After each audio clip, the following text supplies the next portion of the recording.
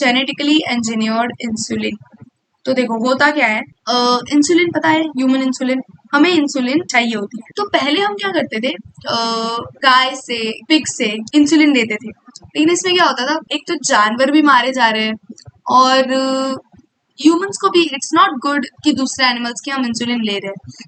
तो हमने सोचा कि हमारी ह्यूमन इंसुलिन के जीन को हम डाल दें बैक्टीरिया में और उससे हमारी इंसुलिन बनवा ले। तो देखो ह्यूमन इंसुलिन कैसे बनती है हमारी बॉडी में, ये है सपोज डीएनए, से बनेगा आरएनए, से बनेगा प्रोटीन। तो प्रोटीन कैसा बनता है, हमारा इंसुलिन प्रोटीन ही है ना। तो ये होता है ए पेप्टाइड, ये होता है बी पेप्टाइड और ये बीच में होती है सी पेप्टाइड।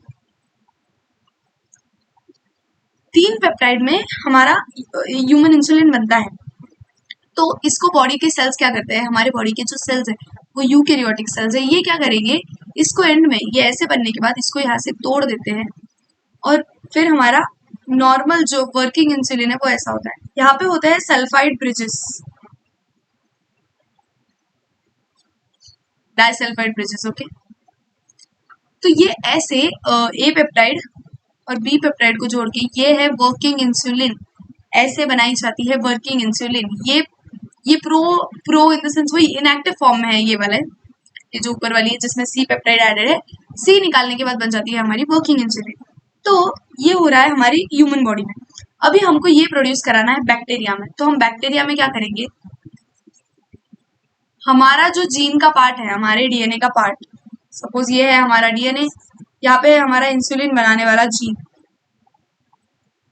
इसको हमने डाल दिया बैक्टीरिया की बॉडी में, ये जीन डाल दिया, वहां पे बैक्टीरिया ने भी बना दी सेम टू सेम ऐसी, बैक्टीरिया ने भी सेम ऐसी पेप्टाइड बना दी, बिकॉज हमने पूरा जीन डाला है ना, तो पूरी ऐसी की ऐसी पेप्टाइड बनेगी, डीएनए से आरएनए, आरएनए से प्रोटीन, ये पूरी पेप्टाइड बन गई। लेकिन जो वो वाले सेल्स है बैक्टीरिया, ऑब्वियसली वो प्रोकैरियोटिक सेल्स है, प्रोकैरियोटिक सेल्स इसको कट नहीं कर पाते, they don't have enzyme to cut this, वो कट करके डाइसल्फाइड ब्रिजेस बना के ए और बी को जोड़ नहीं पाते। तो उन्होंने इतना तो कर दिया हमारे लिए, but this is not sufficient, हमको तो वर्किंग इंसुलिन चाहिए।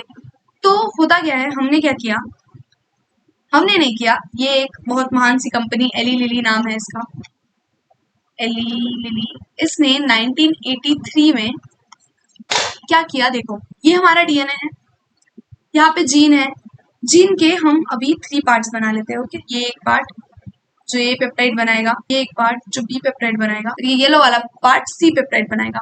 मतलब ऐसे ये जो जीन्स है ये आरएनए में बनेंगे ऑब्वियसली, और आरएनए से प्रोटीन बनेंगे। तो ये ऐसा जीन है। अभी हमने क्या किया, स्मार्ट वे ऐसा किया हमने, एली लिली कंपनी ने, 2 अलग अलग इसमें, ये 2 अलग अलग सेल्स ले लो बैक्टीरिया, एक में हमने डाल दिया ये वाला जीन और एक में हमने डाल दिया ये वाला जीन, समझ रहे हो, एक में हमने ए पेप्टाइड का जीन डाला, एक में हमने बी पेप्टाइड का जीन डाला। सी पेप्टाइड हमें चाहिए ही नहीं, हमको ए और बी पेप्टाइड चाहिए ना, तो हमने दोनों जीन डाले, इससे हमको ए और बी पेप्टाइड्स मिल गए, अलग अलग जगह से मिले लेकिन मिले तो फाइनली हमको मिल गए।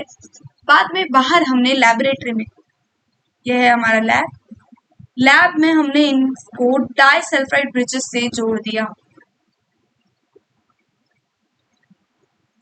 वर्किंग इंसुलिन बन गई।